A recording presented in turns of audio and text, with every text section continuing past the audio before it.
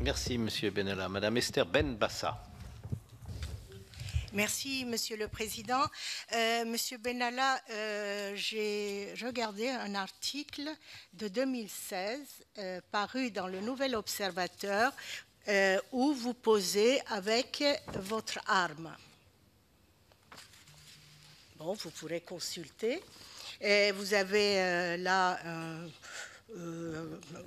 une arme qui est très courante, n'est-ce pas? Mais vous n'avez pas encore l'autorisation du port d'armes. Alors, vous posez, on sait que vous allez faire plusieurs demandes en 2013, 2016, 2017, et vous aviez obtenu, entre-temps, une autorisation provisoire pour porter l'arme dans le QG de M. Macron, seulement. D'accord ? Mais je me demande si vous n'avez pas posé avec cette arme pour faire croire à l'entourage de M. Macron et lui-même que vous aviez une autorisation de port d'armes, ce qui aurait pu vous ouvrir des portes pour vous occuper disons, de la protection du président. En plus, moi j'ai vu que M. Delpech ne va vous Nous débordons accorder, un peu, chers collègues. Écoutez, je peux finir ma phrase. Vous accordez l'autorisation de port d'armes à la demande de l'Élysée, ce sont ses paroles, à la demande de l'Élysée pour l'exercice de vos fonctions auprès du chef de l'État. Alors là, il y a un problème, puisque vous nous parlez toujours du port d'armes pour votre propre sécurité. Là, déjà, en 2016, vous portez l'arme sans autorisation. Donc, voilà. Enfin, c'est un article qui peut être, n'est-ce pas... Monsieur Benalla va vous répondre, chers collègues.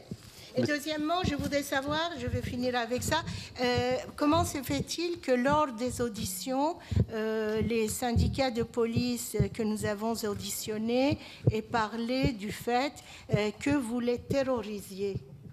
Alors, Monsieur Benalla, deux questions. Commencez par la deuxième.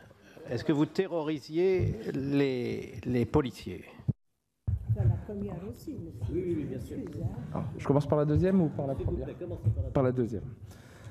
Donc, au vu de ce que je vous ai... C'est une remarque toute personnelle que je vais vous faire, mais si les policiers d'élite du GSPR et les gendarmes d'élite qui appartiennent au GIGN et qui sont détachés pour emploi au GSPR me craignent ou me craignaient, je suis assez inquiet pour la sécurité du président de la République, en effet. De mémoire, il n'y a jamais eu aucun incident avec aucun officier de sécurité du GSPR. Pour la plupart, ce sont des camarades avec qui on s'entend bien. J'ai fait à peu près la même chose qu'eux, mais j'ai changé de fonction à un moment en arrivant à l'Élysée. Mais j'ai toujours conservé des liens, je les mangeais avec eux, j'allais à la salle de sport, pas forcément à l'Assemblée nationale, mais j'allais à la salle de sport avec eux, au tir avec eux. On passe beaucoup de temps avec eux. Quand on est à la chefferie de cabinet, on passe principalement du temps avec eux. J'ai jamais eu aucun problème et j'ai été abasourdi par les propos d'une personne qui s'est offert une tribune médiatique ici en racontant absolument n'importe quoi et qui, si elle avait été dans son rôle et qui s'était vraiment passé ce type de problème, je ne suis pas très inquiet sur le fait qu'elle l'aurait fait savoir avant par la voie de presse, comme c'est l'habitude pour ces personnes-là. J'ai jamais vu un article de presse, un indiscret, dans quelques magazines que ce soit, ou quelques journaux, type Le Canard enchaîné ou le journal Le Point, dans lequel on dit que M. Benalla terrorise les gens. C'est pas vrai. Alors la première question. Et sur la première question, juste la date de l'article, s'il vous plaît. La date de l'article, c'est, vous avez posé le 12 avril 2016. Voilà, donc le 12 avril, tout à fait. Le 12 avril 2016, comme je l'ai précisé au tout début de mon intervention, je n'étais pas en poste à En Marche.